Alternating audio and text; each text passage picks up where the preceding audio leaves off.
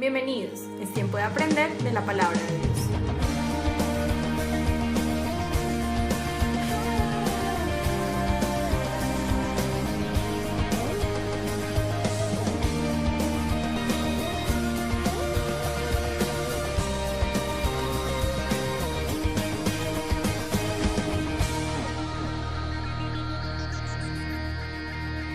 Estamos viendo una serie que se llama ¿cómo se llama la serie que estamos viendo?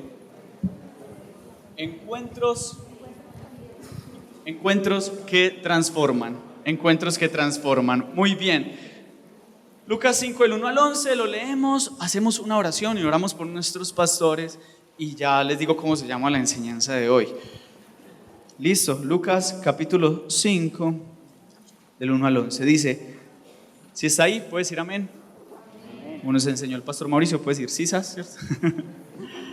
Lucas 5, del 1 al 11, dice, aconteció que estando Jesús junto al lago de Genezaret, o el mar de Galilea, incluso creo que se llamaba también el mar de Tiberíades, algo así, el gentío se agolpaba sobre él para oír la palabra de Dios, y vio dos barcas que estaban cerca a la orilla del lago, y los pescadores, habiendo descendido de ellas, lavaban sus redes, y entrando en una de aquellas barcas, la cual era de Simón, le rogó que la apartase de tierra un poco y sentándose enseñaba desde la barca a la multitud. Cuando terminó de hablar dijo a Simón, boga mar adentro, versículo 4, y echad vuestras redes para pescar. Respondiendo Simón le dijo, maestro, toda la noche hemos estado trabajando y nada hemos pescado, mas en tu palabra echaré la red. Y habiéndolo hecho, encerraron gran cantidad de peces y su red se rompía. Entonces hicieron señas a los compañeros que estaban en la otra barca para que viniesen a ayudarles. Y vinieron y llenaron ambas barcas de tal manera que se hundían. Viendo esto, Simón Pedro cayó de rodillas ante Jesús, diciendo, apártate de mí, Señor, porque soy hombre pecador. Porque por la pesca que habían hecho, el temor se había apoderado de él y de todos los que estaban con él. Y asimismo de Jacobo y Juan, hijos de Zebedeo, que eran compañeros de Simón. Pero Jesús dijo a Simón, no temas, desde ahora serás pescador de hombres. Y cuando trajeron a tierra las barcas, dejándolo todo, le siguieron. Amén. Me acompañan en una oración, si quiere ahí puede inclinar su rostro. Amado Padre, te damos gracias por este tiempo tan hermoso que tú has dispuesto, donde tú has abierto los cielos para nosotros, para dejarnos ver tu presencia y tu amor. Hoy ponemos delante de ti nuestras vidas, pidiéndote que tú nos hables, Señor, que no salgamos de este lugar igual a como entramos, Señor, que tu palabra transforme nuestra manera de pensar, nuestros corazones, Señor, que tú hables a nuestras vidas con tu precioso Espíritu Santo, como lo sabes hacer. Te damos gracias por este tiempo. Yo me hago a un lado, Dios, una vez más, y te pido que seas tú, que sea solo tu presencia y que mi humanidad no sea un impedimento para que tú hables a cada corazón, Señor. Gracias por tu Espíritu en este lugar, Señor, direccionándonos. Bendecimos la vida de nuestros pastores, Juan Carlos y Nidia, Señor, gracias por sus vidas, por su llamado, por su hogar, Señor, por lo que tú estás haciendo en ellos allí en esta nación, Señor, y en las naciones donde tú les permites ir a predicar tu palabra. Bendecimos la vida de Sarita, de Pipe, y tráeles a los cuatro en su momento, Señor, los pastores el martes, a Sarita en su tiempo, a Pipe en julio, tráeles con bien, Señor, guarda su caminar, Señor. Les bendecimos y gracias por el amor que ellos tienen por tu obra, por esta tierra, Señor. Tráeles con tu bien. Te damos la gloria y la honra a ti en el nombre de Jesús. Amén y amén. Yo quise titular esta enseñanza, para los que toman nota, 4 momentos en la vida de un creyente. Y vamos a verlos a la luz de la vida de Simón Pedro, ¿cierto? Antes déjeme decirle que en el versículo 5 dice que Pedro le contesta, entrando un poquito en el contexto, ellos llevaban toda la noche pescando, los pescadores generalmente, y los que saben de pesca, uno de los buenos momentos para pescar es en la noche, porque todo está tranquilo, todo está calmado, los peces no ven nada, yo no sé si no ven nada, pero pues todo está más oscurito, entonces yo no sé, entonces todo está más oscurito, pero está más tranquilo y ellos pues tiran la red esa noche. Se supone, según viendo el texto, que Jesús estaba predicando entonces muy temprano. Diga usted un culto de las 6 de la mañana. ¿Cuánto les gustaría un culto de las 6 de la mañana? Pues a Jesús se le llenaba la iglesia a esa hora, porque dice que, ellos ya estaban amaneciendo y ellos venían de pescar toda la noche. Y cuando llegaron ahí, Jesús les pide, era tanta la multitud que Jesús les pide prestada las barcas, le pide prestada la barca a Simón específicamente. Y algunos biblistas dicen que cuando Jesús le pide que tire la barca un poquito más hacia atrás, era con varias intenciones. Primero, de poderlos ver a todos, y segundo, en aquel entonces no había micrófonos como estos y el agua hacía eco para que el sonido llegara a la multitud. Entonces, un dato ahí curioso. Jesús hace esto y dice que les dice luego, bueno, vamos a pescar ahora sí. Y ellos dicen, Señor, llevamos toda la noche intentando y no hemos pescado nada. Pero más en tu palabra, dice allí, versículo 5 lo haremos, y en el versículo 6 dice, hicieron lo que Jesús les dijo, tirar la red donde Jesús les dijo específicamente. Y para hablar de encuentros, de tener un encuentro con Dios, es importante entender que Dios te va a pedir que obedezcas en cosas pequeñas. En el caso de Simón sería, y todavía estamos pues en la introducción, pero en el caso de Simón sería boga mar adentro, era una orden específica y concreta, boga mar adentro. Luego tira la red hacia este lado, era algo específico. Dios te va a pedir cosas específicas antes de tener un encuentro con Él, para también medir nuestra capacidad de obediencia. Lo vemos en la vida de Noé. Dios le dice a Noé, hazte un arca, listo, hasta ahí, ¿cierto? Él no empieza a preguntar ¿y cómo? ¿Cierto? Primero le dice, hazte un arca, ya luego le da las medidas, un arca de madera. Abraham le dice, vete de tu tierra y de tu parentela. A Jacob le dice, levántate ahora y sal de esa tierra. A Moisés, como lo enseñaba el pastor Mauricio hace 8 días, le dice, no te acerques, quítate el calzado. Órdenes sencillas y de inmediata respuesta. A Samuel le dice, llena tu cuerno de aceite para ungir a David. A Zaqueo, pues, para ir a la casa de Isaí. A Zaqueo le dice, date prisa y baja de ese árbol que voy a posar en tu casa. Y a Saulo de Tarso, como lo predicó hace 15 días el pastor Juan, le dice, levántate y entra en la ciudad. Dios, antes de que tengamos un encuentro, nos va a hacer órdenes de inmediata respuesta. Deja esa relación, sal de allá, muévete en este lugar, deja esto. Dios va a empezar a pedirte cosas de inmediata respuesta que son necesarias para poder entrar a ese encuentro real con Jesús. ¿Cuántos dicen amén a eso? ¿A cuántos Dios les ha pedido cosas concretas y específicas? Levanten su mano, ¿cuántos? Algo que yo también veo antes de un encuentro es que por lo regular, y viéndolo a la luz de la Biblia, las personas que tuvieron un encuentro con Jesús son personas que se encontraban en un momento de quiebre de su vida, ¿sí? En una situación difícil. Pareciera que las situaciones difíciles se vuelven como un escenario para que Dios obre. Cuando tú llegas con tu vida tal vez un poco quebrantada, uno ve la vida de Abraham sin herederos, Jacob huyendo de su hermano, ¿cómo se llamaba el hermano de Jacob? De Esaú, ¿cierto? ¿Por qué estaba huyendo? Una bobadita ahí, que le robes que la primogenitura, la gente sí, pues, no, por unas bobadas, ¿cierto? Le quitó toda la herencia al papá. Pero Moisés estaba en el desierto desterrado, lo hablaba el pastor, Gedeón atacado por los madianitas, Isaías impuro de labios, y así vamos viendo en el transcurso de la Biblia que las personas que tuvieron un encuentro con el Señor, con el Padre en el Antiguo Testamento, con Jesús en el Nuevo y con el Espíritu Santo también en el Nuevo, son personas que se encontraban en un momento de quiebre de sus vidas.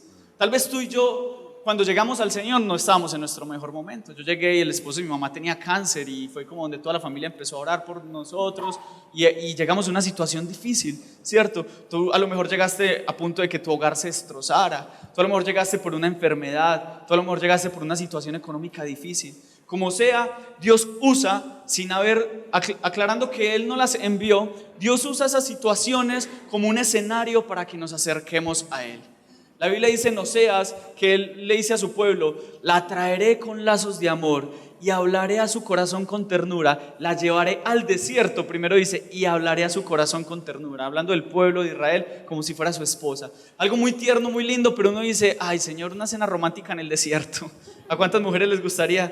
Te voy a llevar a una cena, a una cita romántica en el desierto. Entonces como, ¿qué le va a dar? ¿Qué le va a dar de coffee, ¿sí? Leche en polvo, tostada, ¿sí? ¿Qué le va a dar en el desierto? ¿Qué será lo bonito que habrá allá? Pero porque el Señor sabe que en esos momentos de vulnerabilidad estamos precisos para Él hablar a nuestros corazones, ¿cierto? Cuando tú llegas a la iglesia con el corazón arrugadito, de eso que solo empieza la primera canción y tú ya estás llorando, ¿cierto? Ponen ese video de evacuación y usted ya está quebrantado. Sí, ¿por dónde es que hay que salir?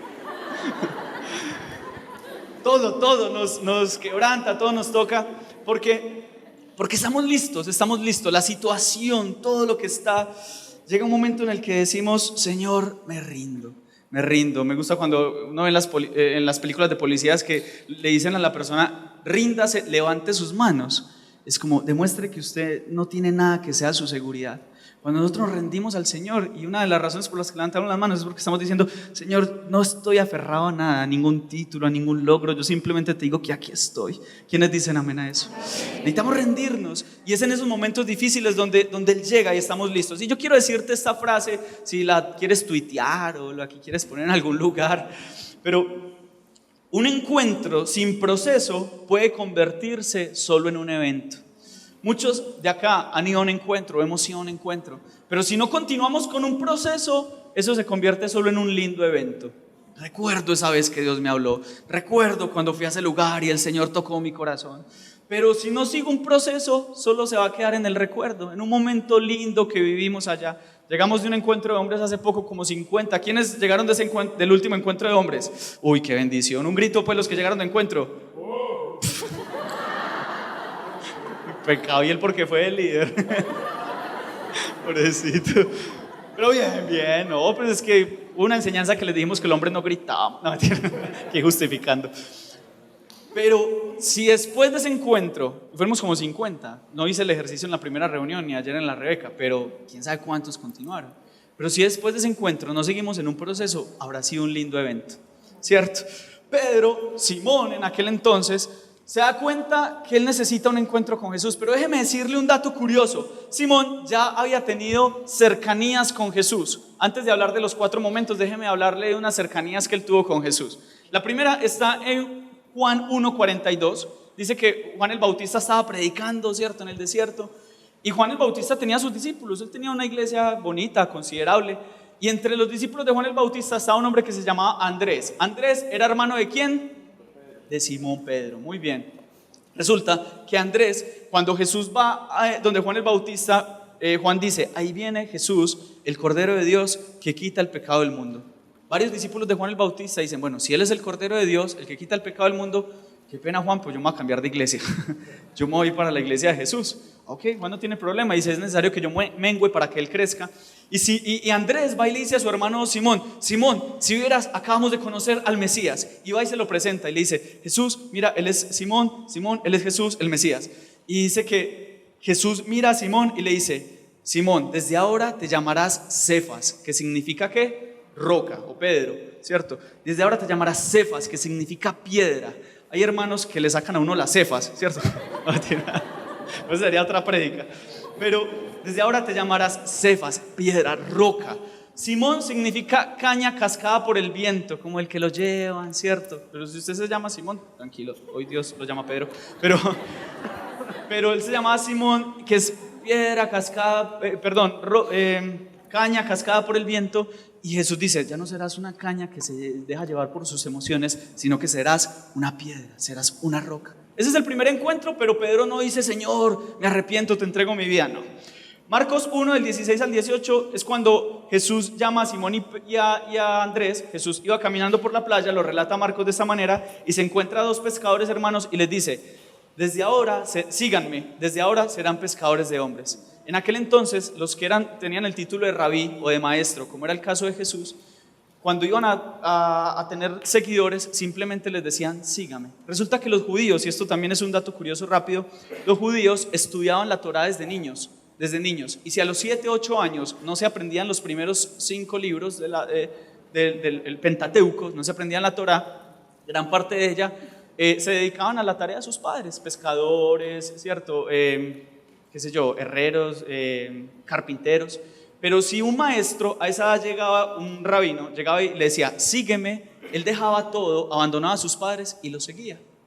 Ellos reconocían a Jesús como maestro, y cuando él les dice, sígueme, ellos dejaron las redes y lo siguieron. Pero hasta ahí no hubo un encuentro real con Jesús.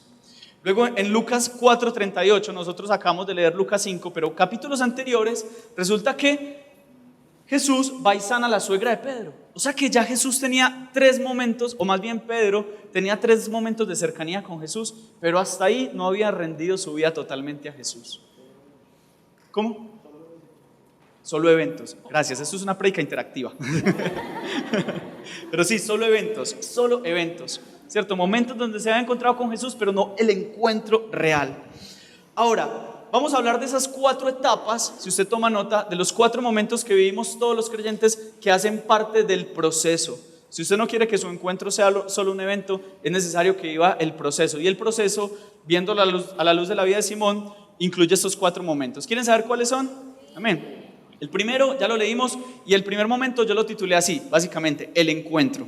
El encuentro es cuando sucede la pesca milagrosa.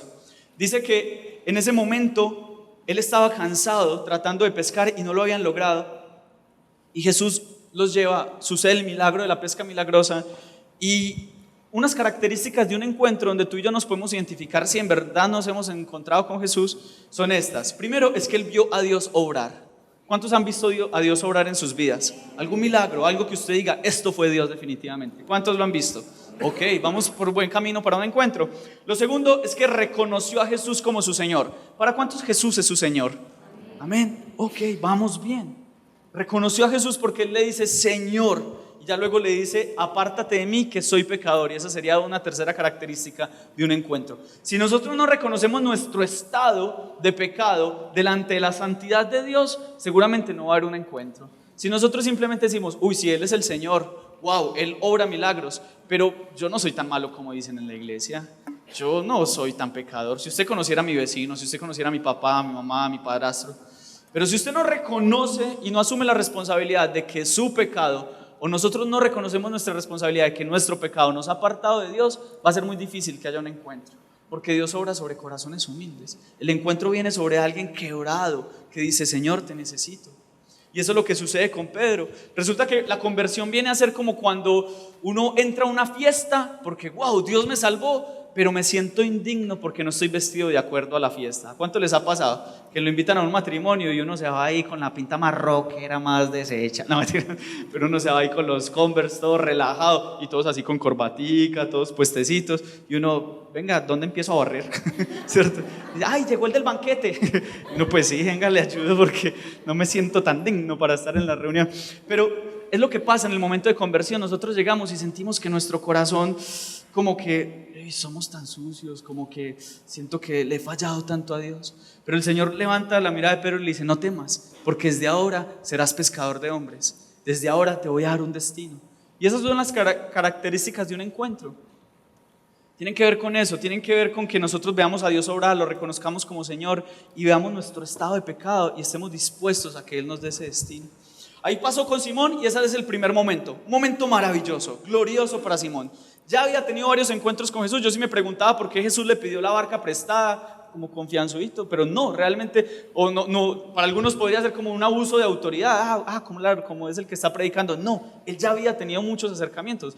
Yo creo que igual que Simón, muchos de nosotros tenemos acercamientos con Jesús, vamos a la iglesia, ¿cierto? Vamos a un grupo discipulado, pero todavía falta ese encuentro. Todavía falta ese encuentro en el que decimos, Señor, ¿sabes qué? Te rindo todo. ¿Cuántos quieren conocer el segundo momento? El segundo momento de Simón, de Pedro, no es menos maravilloso que el primero. El primero es el encuentro, donde por mucho tiempo él siguiéndole, pero hasta que ocurre ese milagro, él rinde su vida. Y si tú quieres hoy tener un encuentro, vale la pena que le hagas esa oración al Señor y le digas, Señor, hoy quiero rendirte mi vida. El segundo momento yo lo titulé La experiencia. El primero, ¿cómo se llama?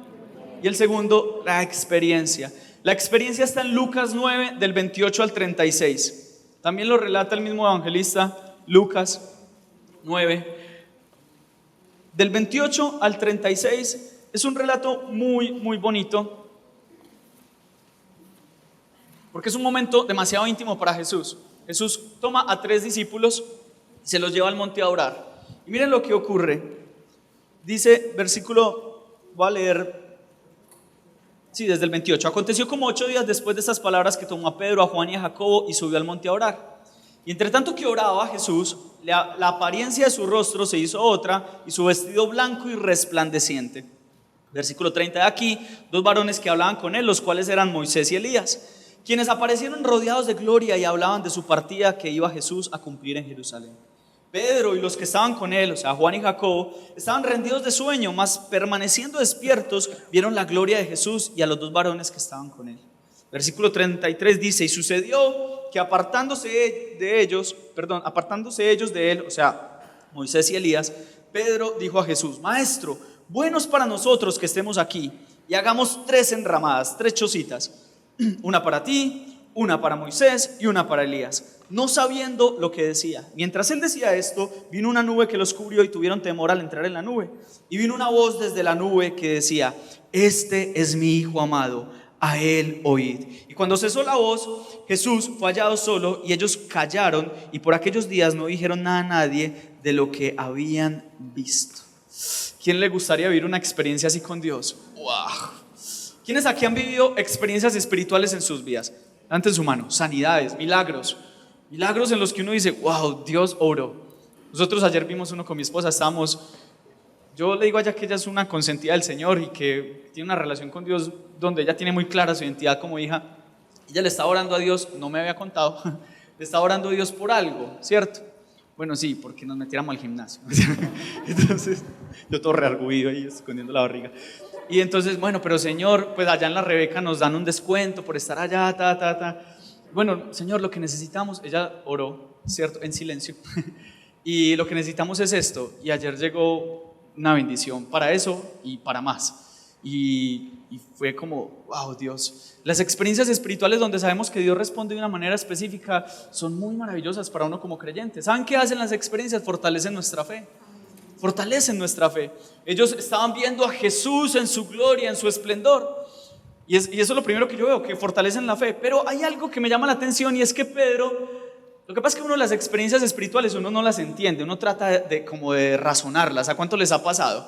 ¿Cierto? Y perdónenme esta expresión, pero cuando uno tiene experiencias espirituales, perdón la expresión, pero uno habla bobadas, ¿cierto? Cosas como, yo creo que esto va a pitar. Bueno, esa no era la bobada, pero resulta que uno dice cosas como: no, yo creo que a ese le pagaron para que dijera que se sanó. La gente no entiende lo espiritual y usa frases como esa, ¿cierto?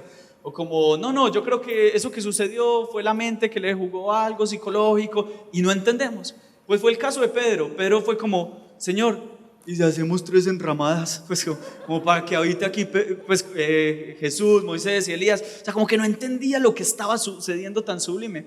Pero viendo el texto más a profundidad, me doy cuenta que su motivación no era tan incorrecta.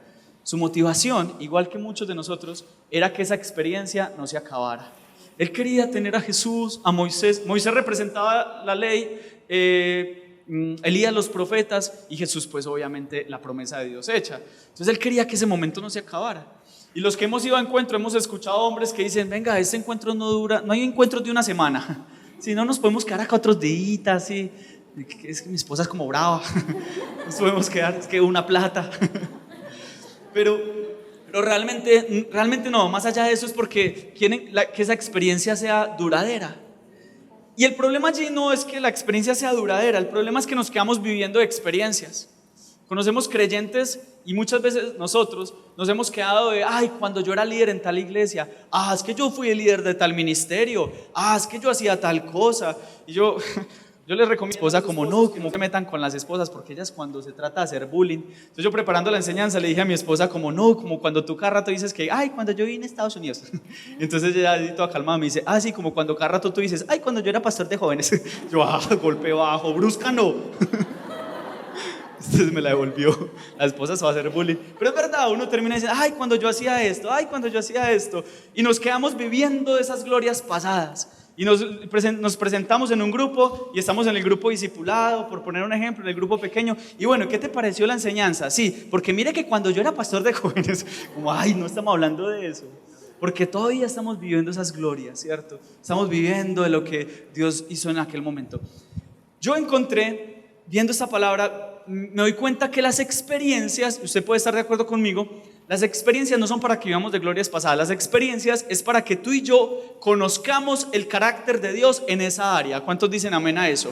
Si tú tuviste una experiencia de una sanidad, ¿cierto? De un milagro muy poderoso, entonces no es para que digas: ay, esa vez que Dios me sanó y ahora, no, pues yo no sé, vamos a ver. No. Si tú lo conociste esa vez, es para que tú entendieras que Dios es sanador. Y si lo hizo esa vez, lo va a hacer ahora. ¿Quiénes dicen amén?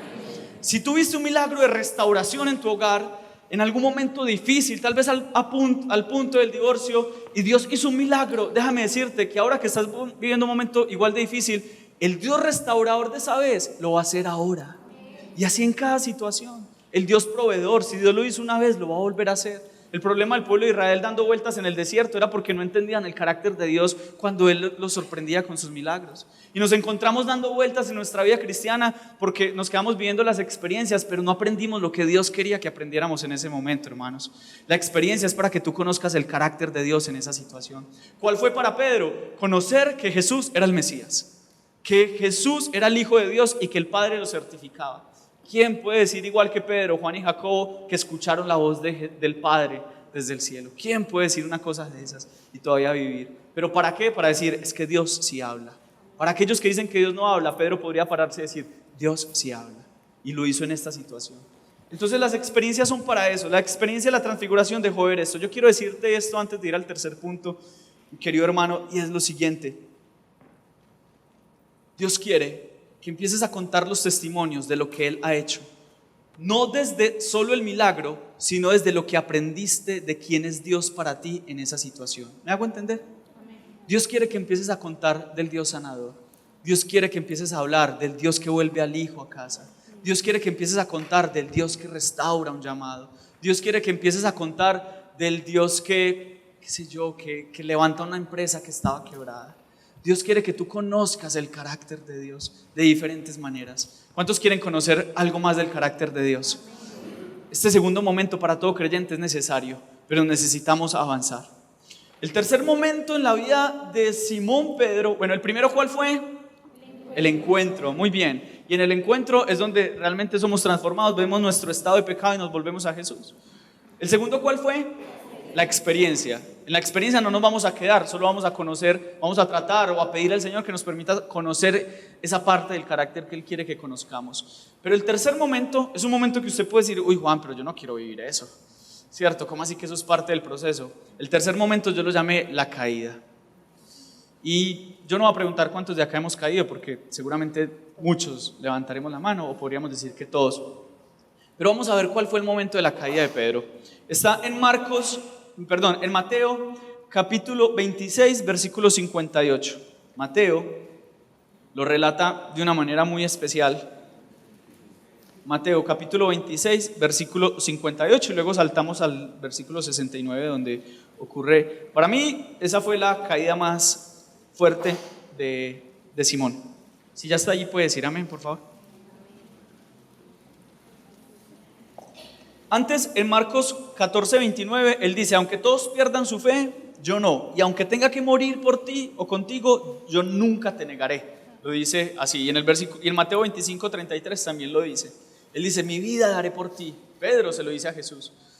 Y Jesús le dice, quiero decirte que antes de que el gallo cante, me habrás negado 3 veces. Y Pedro le dice, ni se le ocurra decir eso, Jesús. Yo nunca te voy a negar. Finalmente lo hace y aquí es donde nos muestra.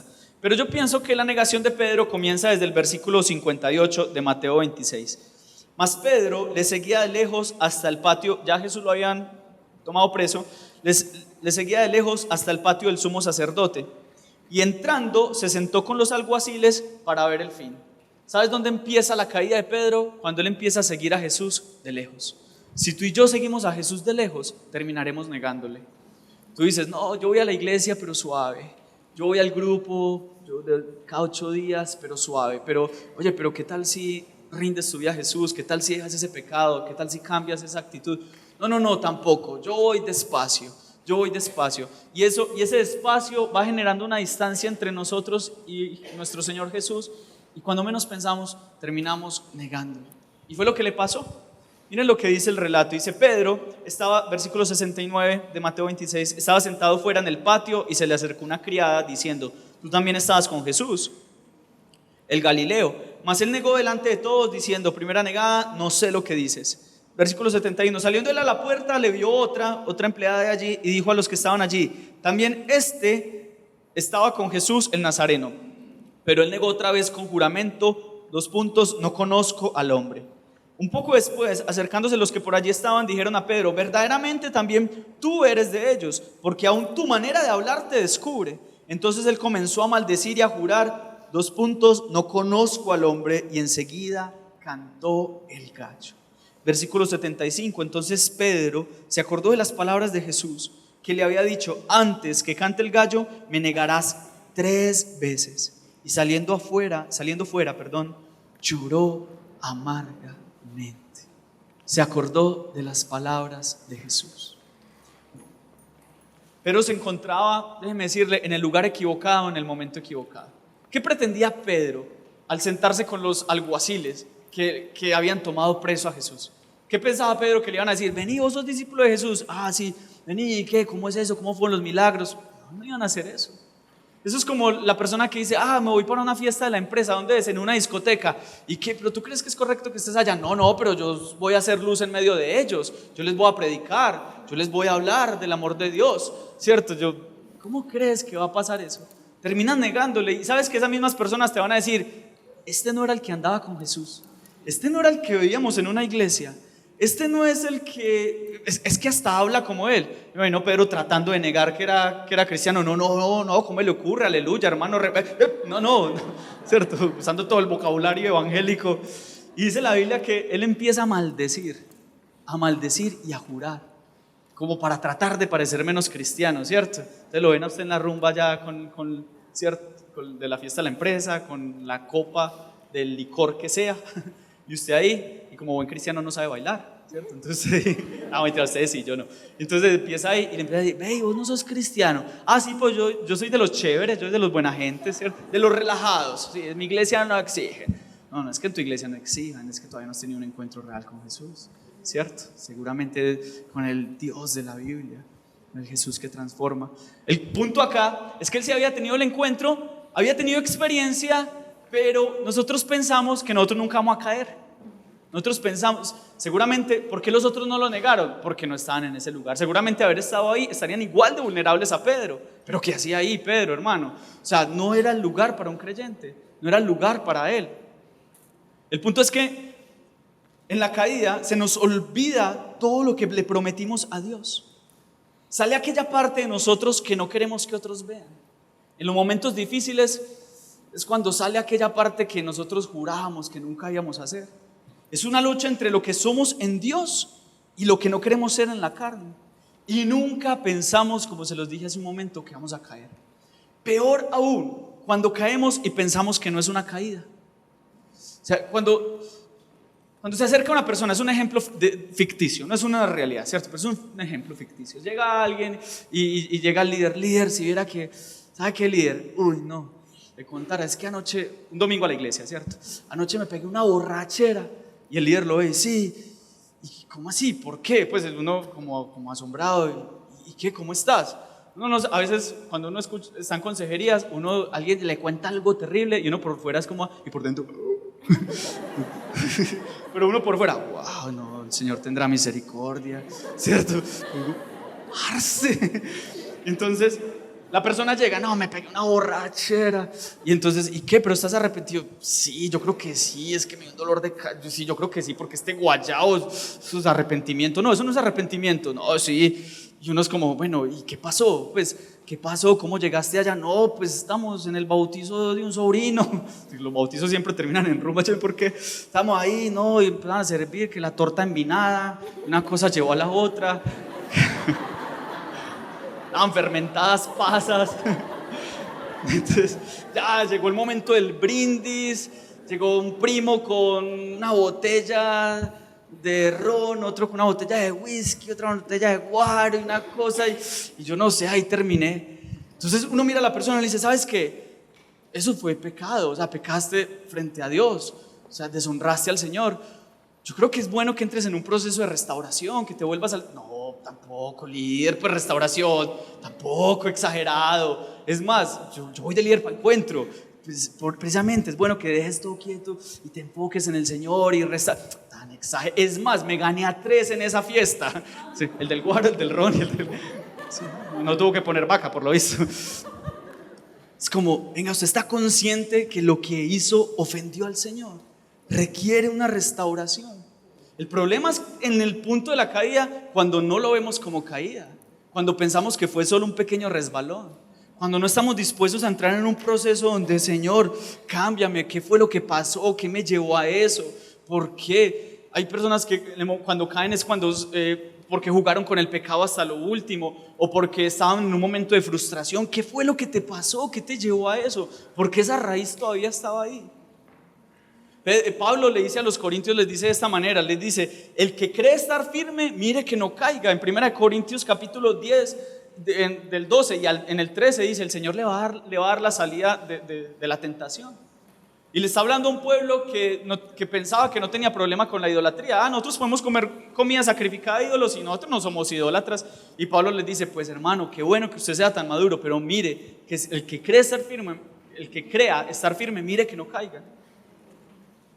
Usted no puede pensar que porque usted sirve en la iglesia, que porque usted es un cristiano, como decimos, de recorrido, que porque usted es muy fuerte espiritualmente, que porque usted vivió experiencias como las que vivió Pedro, no podemos pensar que por eso no vamos a caer. Somos igual de vulnerables a Pedro.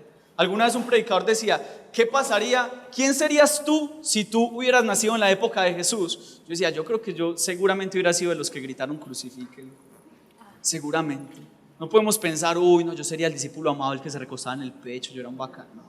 No pensamos, no sabemos. Somos tan vulnerables al pecado. La Biblia, Jesús, el Padre le dijo a Caín: el pecado está a la puerta. ¿Qué consideras caída y qué no? Porque Proverbios 16:18 dice que hay algo que está en la lineecita antes del pecado. O sea, usted baja ese escalón y ya lo que sigue es el pecado. Y ese escalón se llama soberbia. Proverbios 16:18 dice: la soberbia precede al fracaso y la arrogancia anticipa la caída. El problema en el momento de la caída es que somos tan orgullosos, hermanos. Tal vez usted no, tal vez sean otras personas de otra iglesia, pero el punto es que si usted se puede identificar, piense que en los momentos en los que hemos caído es en los momentos en los que nos hemos sentido más fuertes.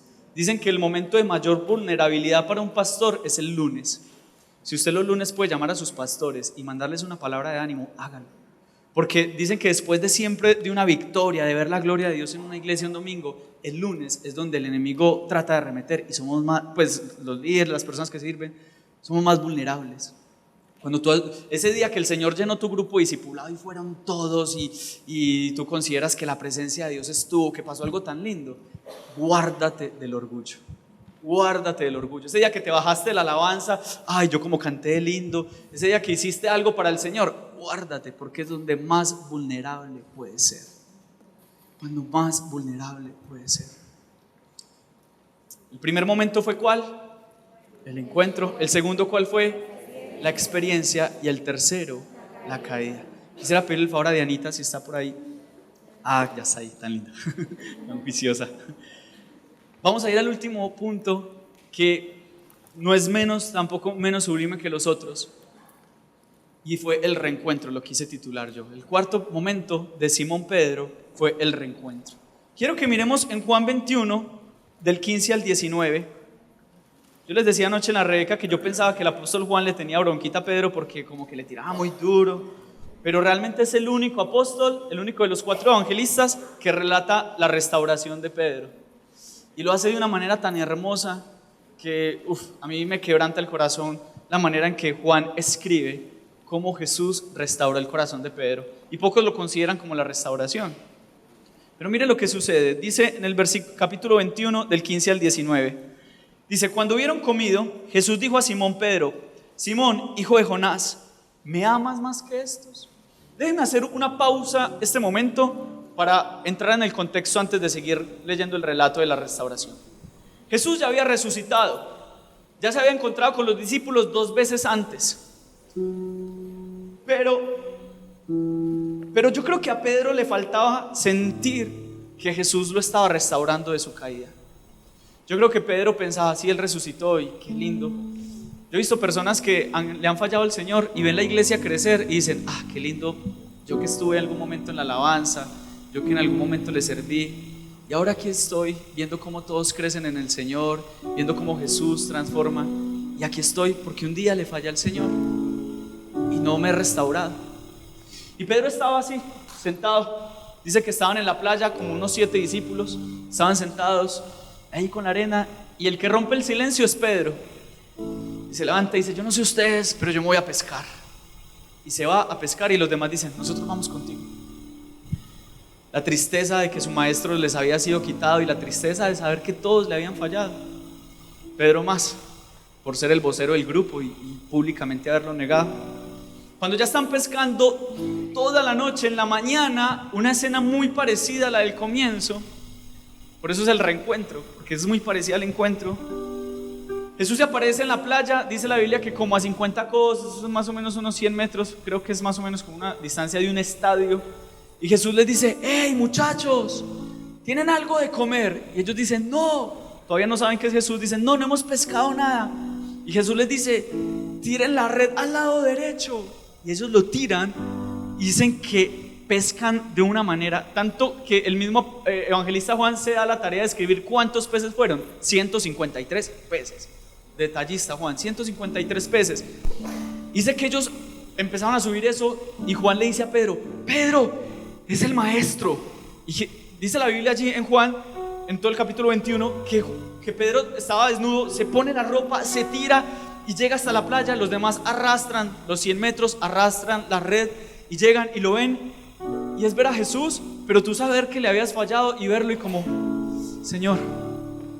Y todos en silencio, y ya Jesús tenía el desayunito. Tenía pan, dice la Biblia, tenía un pescadito asando, y le dice: traigan de los que pescaron, ¿cómo les fue? Bien. Y empiezan a comer.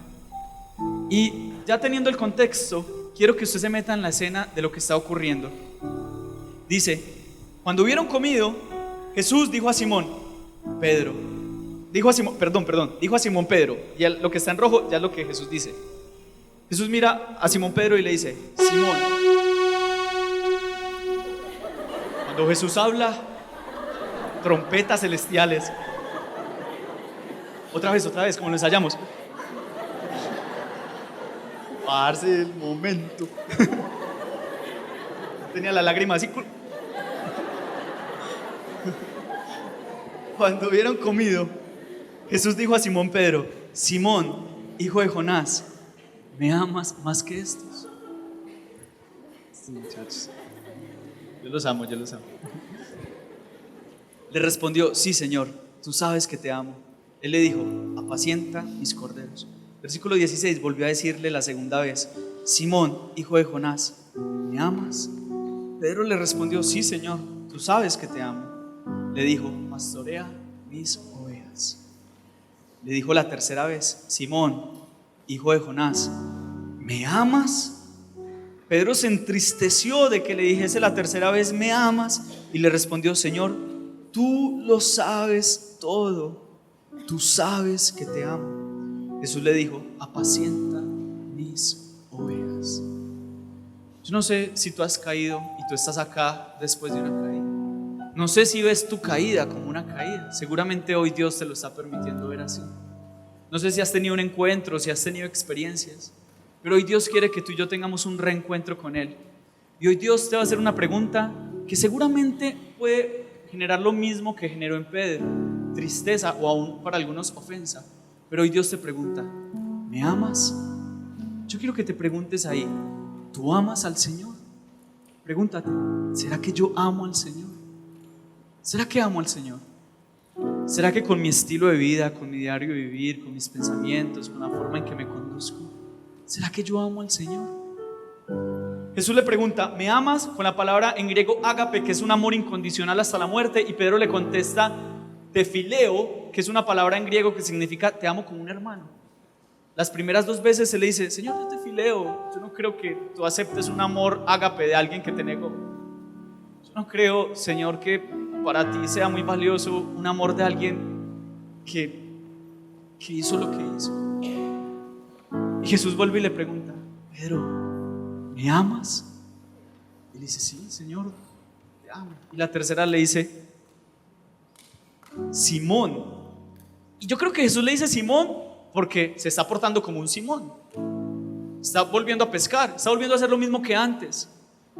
Ya le había dicho que era una roca, que no era una caña cascada por el viento, que era una roca, pero volvió a lo que hacía antes. Entonces Jesús le dice: quiero recordarte de dónde te saqué. Cuando te llamé era Simón. ¿Me amas? Dice que él se entristece por la tercera vez que Jesús le pregunta y le dice: Señor, yo te amo con amor ágape, tú lo sabes. Tú sabes que me duele haberte fallado, pero yo te amo, Señor. Hoy Jesús quiere preguntarte: ¿le amas? No porque Jesús necesite escucharlo, sino porque tú necesitas recordar que tú sí amas a Jesús. No importa cuánto le hayas fallado al Señor, no importa cuánto le hayas fallado al Señor, Él quiere recordarte que tú le amas. Recuérdate a ti mismo: es que yo amo al Señor, yo sé que le fallé, pero yo lo amo, yo lo amo. Y la tendencia de nosotros cuando le fallamos es olvidar que le amamos y terminamos volviendo a hacer lo que antes hacíamos. Para Pedro fue irse a pescar. Para mí, cuando yo llegué hace 12 años a Pereira, yo llegué de la ciudad de Medellín con el ánimo de servirle y de hacer lo que ahora por su gracia Él me permite hacer. Y en los momentos más difíciles, en los momentos en los que yo le fallé al Señor, yo llegaba donde los pastores y yo decía: ¿sabe qué, pastor? Yo me voy para Medellín. Yo me voy a otra vez a pescar, donde nadie me conoce. Tal vez para algunos un momento difícil es: me voy para otra ciudad donde nadie me conozca, donde nadie sepa quién soy. Me voy del país, dejo mi trabajo, dejo mi esposa, dejo el ministerio, dejo la iglesia. Y Jesús le dice: si me amas, ¿qué haces pescando? ¿Qué haces pensando en volver a ese lugar? Si yo te dije que ibas a ser era pescador de hombres, yo te dije que tenía un propósito contigo, ¿qué haces ahí? ¿Qué haces ahí?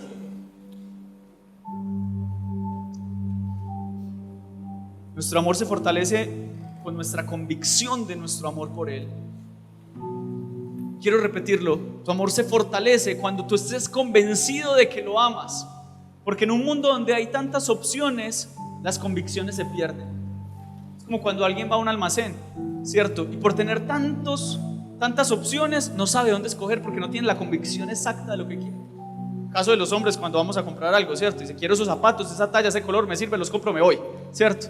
La mujer no tiene la convicción de cuáles quiere porque todos le gustan, ¿cierto? Con todo respeto, es un tema de diseño, no las estoy juzgando. Pero llega, se mide 30 pares, no mentira, estoy exagerando, se mide 29 pares de zapatos. Se mide 29 y termina poniéndose los primeros, ¿cierto? Pero, ¿por qué esto? Y permítanme ese ejemplo que pongo con las mujeres. Porque así nos pasa a nosotros como creyentes. Tenemos tantas opciones que no tenemos una convicción. Cuando tengamos la convicción de que amamos a Dios más que cualquier cosa, para ti no va a ser una opción ir el domingo a la iglesia. Va a ser: uy, ¿qué clima está haciendo hoy? No, tocó ir al grupo el miércoles, ¿cierto? No, cuando para ti hay un amor real por Jesús, las cosas de Dios no son una opción en un mundo tan pluralista, son una determinación. La pregunta, vuelvo y la hago: ¿amas al Señor? ¿Amas al Señor como para entregarle tu vida? ¿Amas al Señor como para rendir aquellas cosas que también amas y que están peleando el lugar con Jesús? Yo te voy a pedir que te pongas sobre tus pies y vamos a orar. A manera de resumen y de conclusión, antes de orar, quiero decirte que el encuentro te permite ver a Cristo como Salvador. La experiencia nos permite conocer al Dios sobrenatural. No nos vamos a caer en la experiencia, pero nos permite conocer al Dios sobrenatural. La caída te deja ver al yo vulnerable. ¿Qué tan vulnerable eres a caer? ¿Y cuánto necesitamos de Dios? Y el reencuentro te permite disfrutar al Dios restaurador. Yo quiero decirte, el Dios restaurador está en este lugar. Y Él quiere que vuelvas a Él. Que te recuerdes a ti mismo que tú amas a Dios.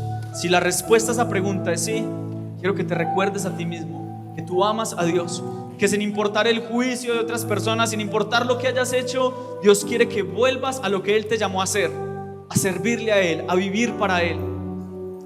Vamos a cantar una canción y vamos luego a orar. No se vaya, por favor. Si alguien tiene que hacer algo, de pronto en silencio, pero vamos a cantar esta canción y luego vamos a hacer una oración. ¿Les parece?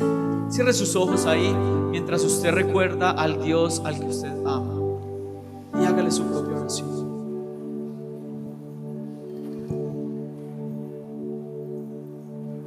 Tú fuiste el verbo en el principio, unigénito de Dios, el misterio de tu gloria revelado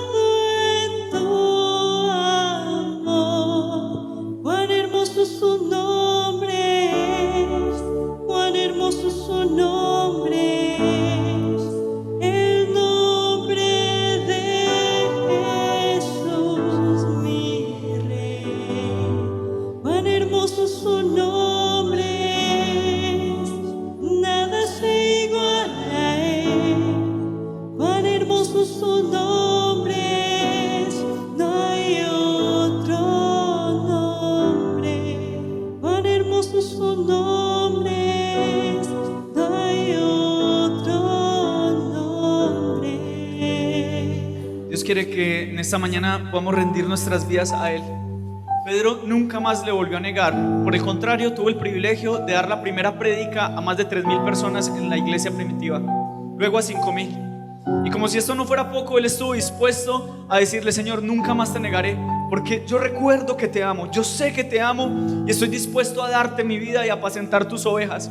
Y sabes, Pedro en el año 65 muere en Roma crucificado. Y cuando va a ser crucificado, ya habiendo pasado por azotes, por haber vivido tantas cosas por el evangelio, habiendo escrito 2 epístolas que hablan del Dios restaurador que lo transformó a él, en el año 65, cuando va a ser crucificado, él dice: saben, no me crucifiquen, porque yo no merezco morir como murió mi Señor.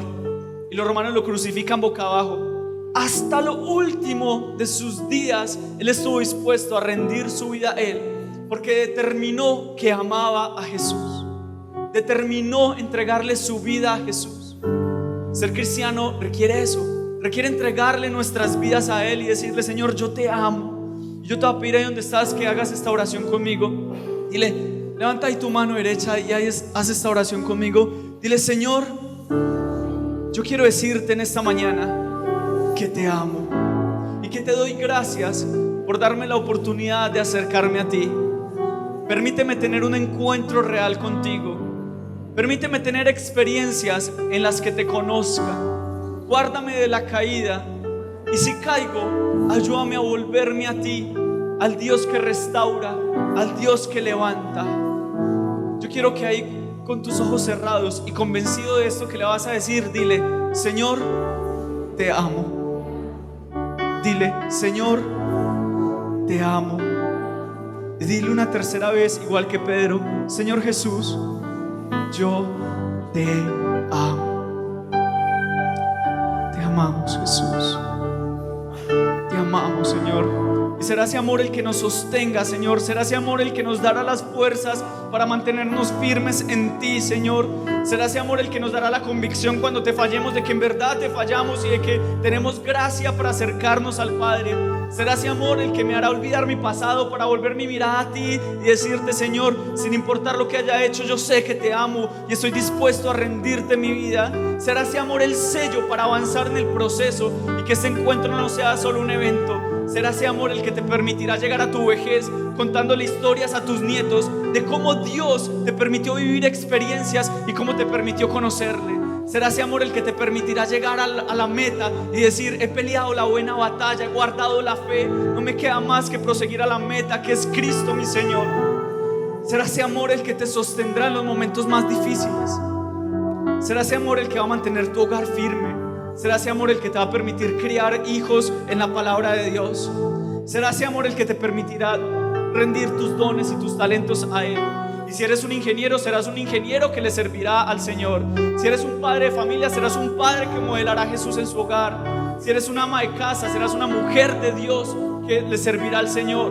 Si eres un abogado, defenderás al pobre, defenderás al que necesita ser defendido. Pedro siguió siendo pescador. Jesús no le quitó su identidad, Jesús no le quitó su profesión. Jesús no va a quitar tus sueños, solo los va a direccionar a Él. Jesús va a redimir tus sueños en Él. ¿Cuántos dicen amén a esto? Padre, bendigo la vida de cada uno de mis hermanos. Levanta ahí tus manos, yo te doy gracias y te pido que esta palabra sea sellada en sus corazones.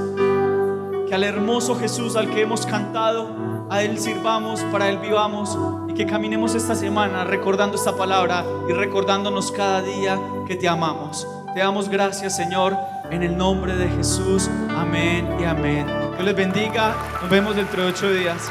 Les amamos.